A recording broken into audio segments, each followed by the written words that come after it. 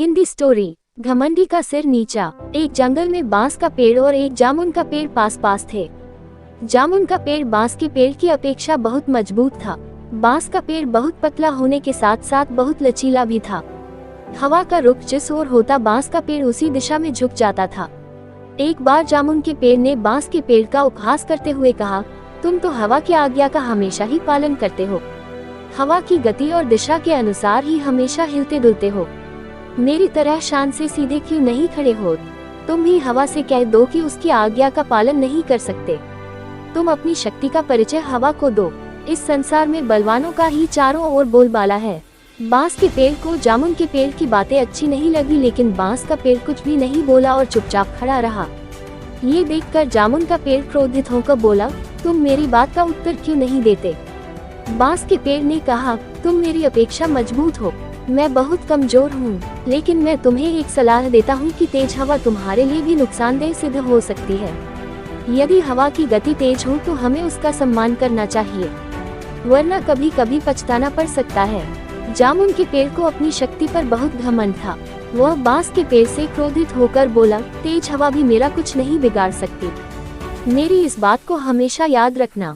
धीरे धीरे चलती हुई हवा ने बांस के पेड़ और जामुन के पेड़ के बीच होने वाली सभी बातों को सुन लिया।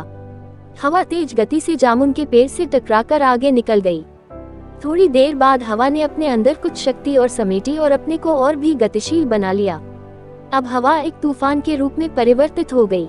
उस तेज हवा के टकराने से बांस का पेड़ लगभग पूरा झुक गया।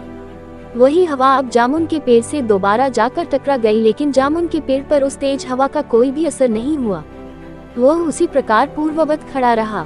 कुछ देर बाद तूफानी हवा ने जामुन के पेड़ की जड़ों पर जोर से प्रहार करके उन्हें कमजोर कर दिया। तूफानी हवाओं को जामुन के पेड़ की शाखाओं ने रोकने की भरपूर कोशिश की, लेकिन तेज हवाओं ने जामुन के पेड़ की शाखाओं को पीछे धकेल दिया। तेज हवाओं के कारण जामुन के पेड़ का संतुलन खो गया और जड़ों ने कमजोर होकर अपना स्थान छोड़ दिया। कुछ ही देर में वह जामुन का पेड़ जमीन पर गिर पड़ा। जामुन के पेड़ को धराशायी देखकर बांस का पेड़ बहुत दुखी हुआ।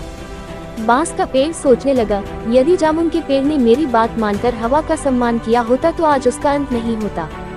ये जामुन का पेड़ तो घमंडी था। शायद इसे नहीं मालूम था कि घमंडी का सिर हमेशा नीचा ही होता है।